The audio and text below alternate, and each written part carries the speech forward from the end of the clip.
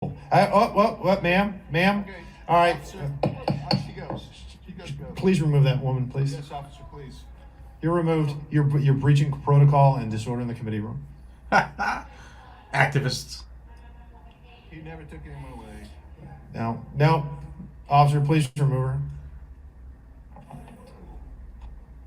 And remove the gentleman, too.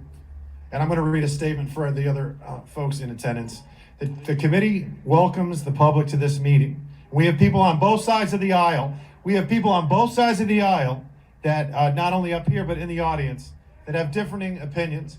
While you are welcome here, I want to point out to the members and to the audience in attendance today, House Rule 11 provides that the chairman of the committee may punish breaches of order and decorum by censure and exclusion from the hearing. All participants will be required to avoid unruly behavior and inappropriate language. Expressions of support or opposition are not in order. I expect all parties to these proceedings to conduct themselves at all times in a manner that reflects credibility on the House of Representatives. Okay. Now I want to reclaim my time. Okay. You know what? I'm pretty emotional as well. I think some people are. We should be. And I find it very hypocritical that some members of Congress hire armed security to protect themselves with firearms.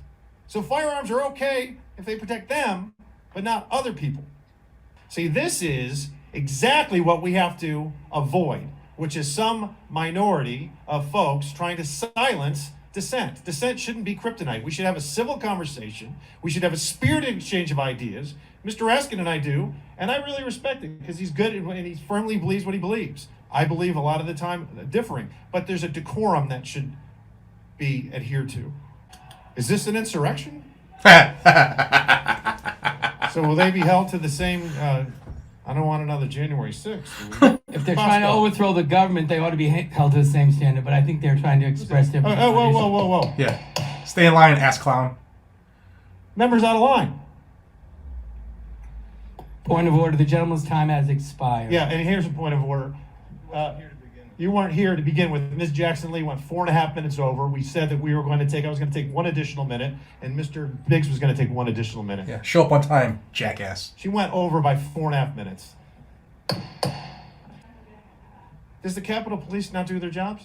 What the hell's going on? All right.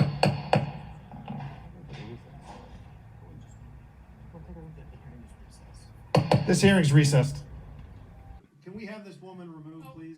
We're in recess. She can speak all she wants. The hearing is not being conducted. We're in recess. She can as much as she wants. When you're gavel, that's a different story. Another activist yelling out. And Cicelyne coming to the rescue.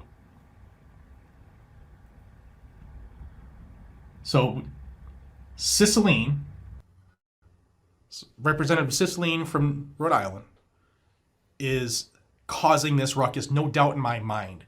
He's standing up for them. They started to chirp once he showed up late. And here we are. I despise him. But yeah, that's where we're at. They're probably going to arrest a few of them. Which will be, I'm sure, used as ammunition by the left, because these people were speaking out against the Second Amendment and they were arrested by the Republicans. Watch. It's coming. It's definitely coming. Friggin' Riri's.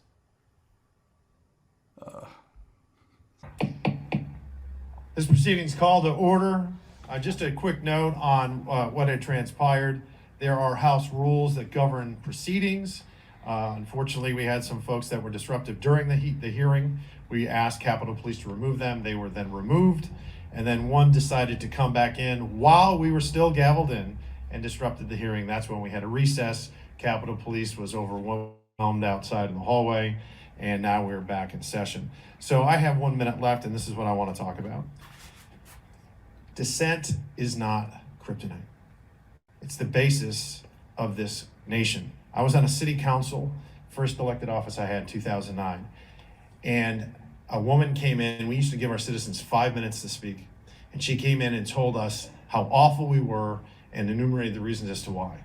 And I thought that was wonderful. In fact, she ended up writing me a letter, and I put it in a frame and I put it in my office. And my friends would come in and read it and say, "Why on earth would you put that in your office?" And I said, because she can write that letter knowing, to a government official, knowing in this country that her house isn't going to be burnt down, that her car's not going to be confiscated, that she's not going to have a fear or suffer violence because she simply spoke up to folks that are empowered and elected. And that's the majesty of our representative republic. And we should have a spirited exchange of ideas, which we have had in this committee. And I would imagine over the next hour or so, we will continue to have. But to be that disruptive and to be that narcissistic, to breach decorum and disruption shouldn't be applauded. And it sure as hell shouldn't be applauded by members of this committee. Boom. That's why I was a little bit shocked that one member did that. So we are now, my time is now expired. Would the